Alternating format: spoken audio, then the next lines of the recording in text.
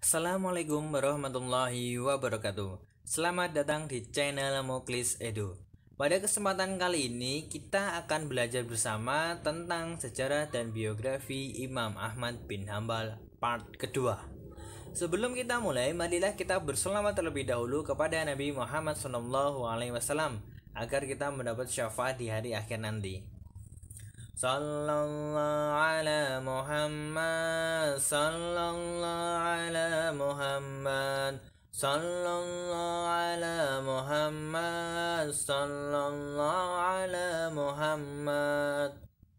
Alhamdulillahirrabbilalamin. Semoga dengan kita berselamat kita semakin dicintai oleh Nabi Muhammad SAW. Berikut adalah kelanjutan dari biografi dan kisah Imam Ahmad bin Hambal. Imam Ahmad bin Hambal ketika di Baghdad, Imam Ahmad bin Hambal menjadi orang yang banyak menghafal hadis. Tidak ada orang lain yang lebih dalam ilmunya tentang atsar dan fatwa para sahabat, apalagi tentang ilmu Al-Quran. Para syekh di Baghdad mengakui keutamaan ilmu dan ketakwaannya serta kelayakannya untuk mengajar dan berfatwa. Ketika itu, beliau telah mencapai usia 40 tahun dan Imam Syafi'i telah wafat. Tibalah saatnya beliau membuka halaqah untuk mengajar dan berfatwa di Masjid Agung Baghdad. Beliau menentukan waktu halaqah setelah asar sebagaimana yang dilakukan oleh Imam Abu Hanifah selama kurang lebih 50 tahun. Sekarang Imam Ahmad bin Hambal telah mantap dalam menentukan metode istimbatnya. Metodenya berbeda-beda dengan Imam Abu Hanifah serta Imam Malik dan banyak mengikuti Imam Asy-Syafi'i.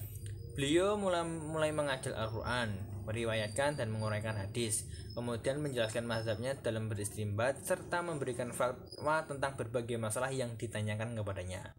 Dalam halakoh-halakohnya, ia mengajarkan bahwa barang siapa meriwayatkan hadis sahih tetapi tidak mengamalkannya, ia adalah munafik. Di halakoh-halakohnya itulah memancar mazhab fikihnya, baik pokok-pokok maupun cabang-cabangnya. Beliau menjawab beribu-ribu masalah dan semakin dikenal banyak orang. Orang-orang pada datang kepadanya dari berbagai tempat untuk mendapatkan ilmu. Namun hal itu mengundang masalah bagi Imam Ahmad bin Hambal. Sejumlah ulama fikih di Baghdad merasa tersaingi. Selain itu, muridnya juga mengikuti Imam Ahmad bin Hambal sampai ke rumahnya, hingga membuatnya sulit untuk bekerja dan beristirahat. Dalam beristimbat dan berfatwa, Imam Ahmad bin Hambal berlandaskan ada Al-Quran, Sunnah, serta perkataan dan atsar sahabat, kemudian kias. Imam Ahmad bin Hambal tidak membatasi kiasnya berdasarkan ilat saja, tetapi juga berdasarkan hikmah. Ilat adalah sebuah hukum, hikmah adalah tujuan hukum, yaitu kemaslahatan yang hendak diwujudkan dan kemudorotan yang hendak dihindarkan. Ia juga berpegang kepada istihsan dan istimhab. Imam Ahmad bin Hambal pernah dipenjara oleh Khalifah Al-Ma'mun sampai Khalifah Al-Mu'tasim karena beliau menolak mengikuti pemahaman yang dianut oleh Khalifah yang bertentangan dengan keyakinannya. Di dalam penjara, Imam Ahmad bin Hambal mengajari orang-orang tentang agama Islam. Banyak di antara mereka yang mengajukan pertanyaan, sehingga ia dihormati orang di penjara. Di luar penjara Baghdad dilanda pergolakan oleh masyarakat atas tindakan khalifah yang memenjarakan Imam Ahmad bin Hambal.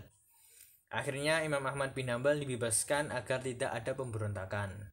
Imam Ahmad bin Hambal dipenjara selama kurang lebih 30 bulan dengan tangan dan kaki dirantai. Kemudian beliau keluar rumah untuk kembali mengajar di halakohnya. Imam Ahmad bin Hambal memang berhutang budi kepada ibunya. Meskipun janda muda dan cantik, ibunya menolak setiap lamaran demi kasih sayangnya kepada Imam Ahmad bin Hambal. Ibunya yang mengasuh, mendidik, serta mengajarinya sejak kecil hingga ia mengenal surah, hadis, dan kisah para pahlawan. Ibunya jugalah yang menanamkan nilai-nilai keluhuran Islam dalam lubuk hati putranya sejak kanak-kanak.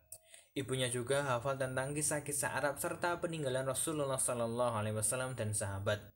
Itu diceritakan semua kepada Imam Ahmad bin Hambal. Ibunya juga memilihkan tempat untuk belajar Al-Quran baginya. kemudian memilihkan guru yang tepat untuk belajar hadis, fikih, dan Al-Quran. Setiap pagi buta sebelum azan subuh, ibunya khawatir melihat putranya kedinginan keluar menuju tempat belajar. Ibunya akhirnya menyiapkan pakaian hangat untuknya. Imam Ahmad bin Hambal kemudian melanjutkan mengajar di halakohnya hingga usia 77 tahun, hingga ia jatuh sakit dan meninggal dunia pada 241 Hijriah. Sekian biografi dan kisah Imam Ahmad bin Hambal part 2. Apabila ada kesalahan mohon maaf, tolong kritik, saran, dan masukannya. Jangan lupa subscribe dan tonton. Dari kami cukup sekian. Wassalamualaikum warahmatullahi wabarakatuh.